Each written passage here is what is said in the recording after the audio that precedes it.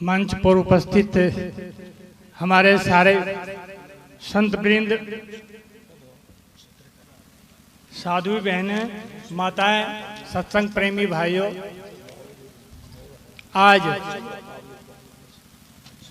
इसके पहले मैं बाबूदास जी के यहाँ कई बार पधार चुका हूँ, लेकिन आज इतनी खुशी मिली कि इन्होंने एक साल के भीतर इतना सुंदर बाबा भोलाराम बाबा का आश्रम मंदिर निर्माण किया। और उसके लिए मैं पंडित रामदास जी मुझे बहुत उत्पीड़ित करते हैं और उसका इनके उत्पीड़न के कारण मुझे राजस्थान में आना पड़ता है। मालूम है कि दुनिया के इस समय इतने बड़े बड़े कार्यक्रम हमारे चल रहे हैं। हमने बताया कि 500 बेड का हॉस्पिटल बन रहा है, 1000 करोड़ का तमाम 21 मंजिल का पूरा 300 संतों का जो कबीर साहब की निर्गुणी संत है उसके विश्वविद्यालय का निर्माण हो रहा है। कबीर साहब जहाँ रहते थे वहाँ हाईटेक झोपड़ी का निर्माण हो रहा है, जहाँ कबीर साहब का पालन पोषण हुआ था। सब 200 साल 600 साल में ऐसे ही उपेक्षित पड़ा था। उपेक्षित पड़ा रहने का कारण था कि 1781 में जब हमारे देश में अंग्रेज आए थे तो सबसे पहला युद्ध हमारे मठ में हुआ और वारेन हेस्टिंग को मारा। और जब मार खाया तो तब से लेकर के आजादी तक हमारा वो मठ ताले में बंद था। मैं आया तो देखा कि कबीर चौरा मठ मूल गादी जो कबीर साहब का केंद्र है वो खंडहर में है। जब मैं ये बात हमसे चौथे पीढ़ी के महंत जी रामविलास साहब यहाँ देवली धाम तक कई बार आ चुके हैं, उनको बताया कि महाराज कबीर साहब का नाम दुनिया में इतना है और उनके इस केंद्र को आपने खंडहर बना के रखा है। मैं उस समय 20-21 साल का लड़के की तरह था। पता नहीं उनको गुस्सा आया और उन्होंने गर्दन पर हाथ दे के 5 साधुओं का नाम लिया, रामदास, श्यामदास, मोहनदास, पता नहीं क्या किया, और गर्दनिया पर हाथ धर के मुझे मठ से बाहर कर दिया। मैंने कहा, संकल्प किया कि मैं बाहर तो हो रहा हूं, लेकिन इस मठ को मूल गादी जो मैं कबीर साहब के विचारों से प्रभावित हुआ हूं, इसको दुनिया के मंच पर ले जाऊंगा। और दुनिया के मैं अभी 32 देशों की यात्रा कर चुका हूं। 1 दर्जन देशों में कबीर साहब का केंद्र बना हमारे। मैं रामदास जी को ले गया, घुमाया, दिखाया कि दुनिया में क्या क्या हो रहा है। और अभी भी कई बार, दूसरी बार, तीसरी बार भी रामदास को अमेरिका से लेकर, नीदरलैंड से लेकर के टिंडाट से घुमाया और वहाँ कबीर साहब का केंद्र को स्थापित किया। अभी बताया कि बनारस में शिवपुर एक स्थल है जहाँ एयरपोर्ट से नजदीक दुबई के बड़े पूंजीपति हैं। मैं साल भर पहले धर्माचार्यों के करीब 24 धर्माचार्यों ने भूमि पूजन किया और वो समय आ गया। उन्होंने 1000 करोड़ रुपया फाइनेंस किया और 21 मंजिला 500 बेड का हॉस्पिटल का निर्माण शुरू हो गया। और दुनिया में कि ये एशिया में उतना बड़ा हॉस्पिटल भारत में तो नहीं, एशिया में नहीं है जो बना रहे हैं। उसमें एयर हेलीपैड 2 हेलीपैड बन रहा है और कम से कम 15 एम्बुलेंस दिया जो बनारस में कबीर साहब के हॉस्पिटल के नाम पर घूमता रहेगा शहर में। मैंने कहा, और हमारे यहाँ सारनाथ में एक जगह है जो लोगों ने कब्जा कर लिया था। कई लोगों को मैंने करीब अब तक 21 लोगों को मैंने जेल में डाल चुका हूँ लड़ाई लड़के। मैं संत ही हूँ लेकिन मैं लड़ने वाला हूँ। राइफलों से लेकर के तमाम बंदूकों से लेकर ट्रेनिंग है। और हमारे पास काशी नरेश के बाद यदि संपत्ति और जमीन है तो मठ के पास है। और आज यदि आपके पास सोना है तो कोई लूटने नहीं आएगा, लेकिन 2-4 कट्ठा जमीन हो तो कल कब्जा कर लेगा भूमि माफिया। आपके पास राइफल की शक्ति नहीं है। कहावत गांव में उधर उत्तर भारत में कि जोरू जमीन जोर का नहीं तो किसी और का है, तो ताकत नहीं हो। और कोई मैं धर्माचार होने के लिए मैं पीठ पर नहीं बनाएगा। मैं तो मूलतः उसकी संपत्ति और कबीर साहब की इस परंपरा को जो पिछड़ा हुआ 600 साल से था उसको दुनिया के मंच पर ले जाने के लिए मैं पीठ पर आया और मैं पहुंचाया यही बात मैंने कई किताबों में 70 किताबें मैंने लिखी और लिखा कि कबीर साहब इन लोगों को वंचित करके अलग कर दिया आपने। तो जब मैं 21 साल 40 साल पहले इस मठ में आया था तो आप कहाँ सोए हुए थे? उस समय यदि बना दिया हुआ तो आज मठ देखने को लगता है कि मैं कहाँ। जब हमारा मठ तालिम बंद था, अनेक शाखाएं फूटी और आज वो शाखाएं कबीर चौरा मठ के खिलाफ में है। मैं राजस्थान में इसलिए आता हूं, देवली में इसलिए आता हूं कि इतनी बड़ी परंपरा बाबा भोलाराम ने विकसित किया, चलाया और आज इतने बड़ा समूह देश में कहीं नहीं है। हमारे कबीर साहब ने कहा कि जाके संग 10-20 है ताका नाम महंत। यहाँ इतनी बड़ी परंपरा विकसित करके लाखों लोगों को भोलाराम बाबा ने कबीर साहब की परंपरा को उजागर किया और बनारस के गद्दी से जोड़ा।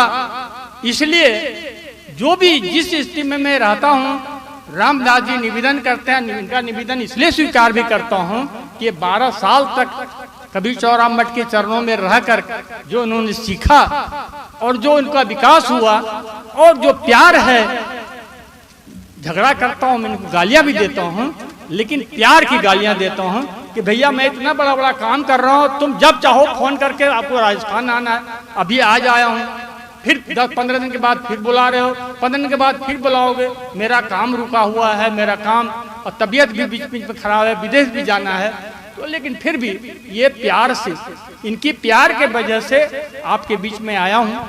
और मैं सबसे पहले बालकृष्ण दास जी को धन्यवाद देता हूँ, आशीर्वाद देता हूँ कि इतना गौशाला चला रहे थे, उसमें आया था, 2 बार आया, लेकिन आज इनका मंदिर निर्माण देख के एक छोटी सी कहानी मुझे याद आती। बहुत कहानी कहने के लिए क्या, मैं रामदास इसलिए नाराज होता हूँ कि मैं दुनिया में संत मत की प्रवक्ता हूँ, 5-5 घंटा बोलता हूँ। ये पहले से फोन पे कहते हैं कि आपको खाली आशीर्वाद देना, आशीर्वाद तो दे दूंगा, जाइए राम राम कहिए, आपको मुक्ति मिल जाएगी। लेकिन राम को जानने के लिए तरीका चाहिए, गुरु चाहिए, साधन चाहिए, उपाय चाहिए, लेकिन वो नहीं है।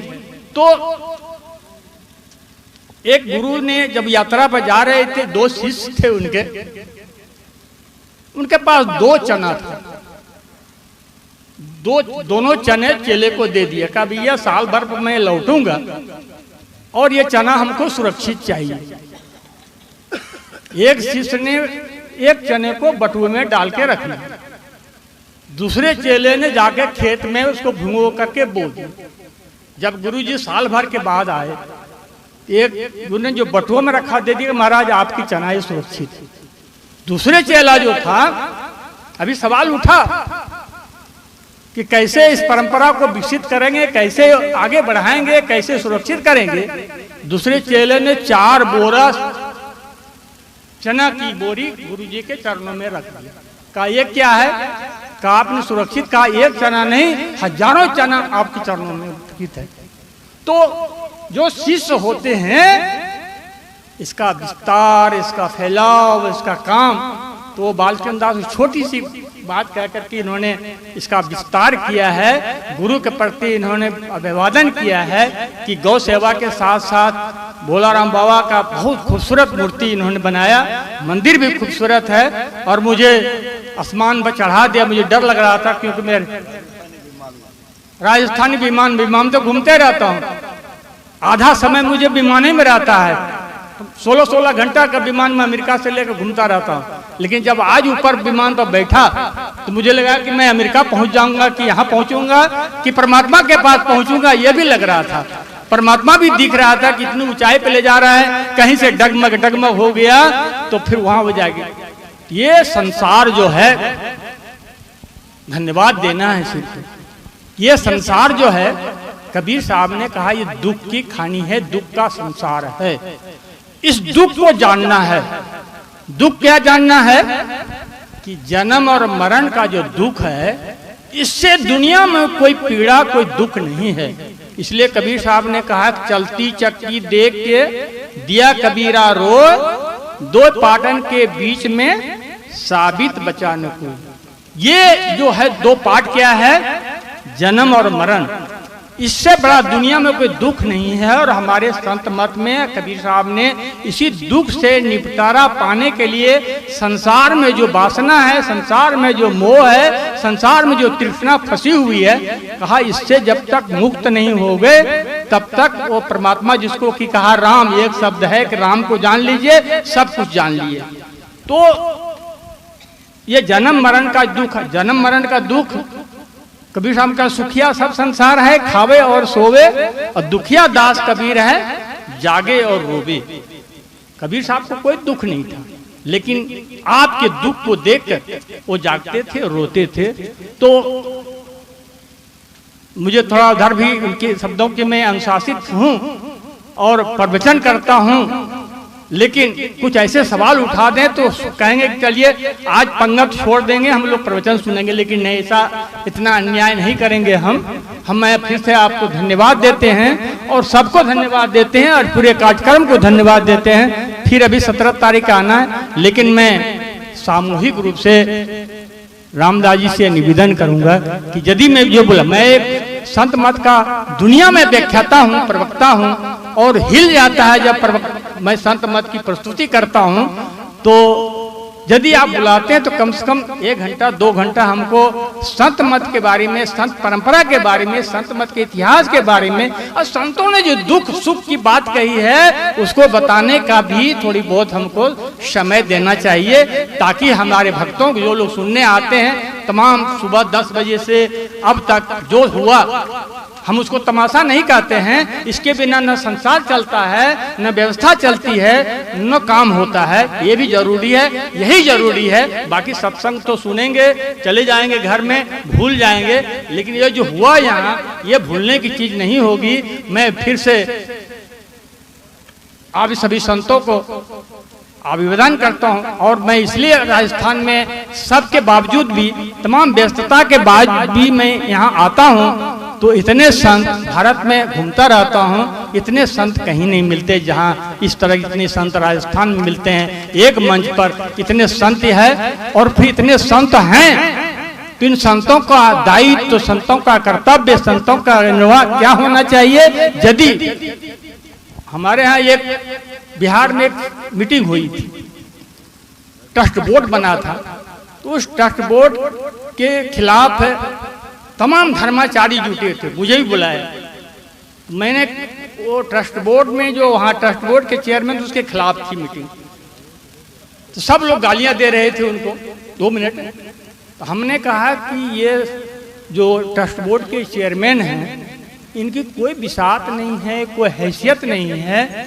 एक शंकराचार्य, एक बुद्ध, एक विवेकानंद, एक कबीर ने दुनिया में आंदोलन कर दिया। ये साधु जो देश में बड़े बड़े मठ हजारों बीघा जमीन लेके पड़े हुए हैं, कोई घरवारी हैं, कोई परिवारवादी हैं, कोई जातवादी हैं, तो इससे तो मुक्त हो जाइए। हम जहाँ बैठे हैं, जो साधु जहाँ बैठे हैं, हमारी बाप की संपत्ति नहीं है, हमारे गुरुजनों ने उसको अर्जन किया है, उसकी रक्षा, उसको बढ़ाना, उसको सुरक्षा करना काम है।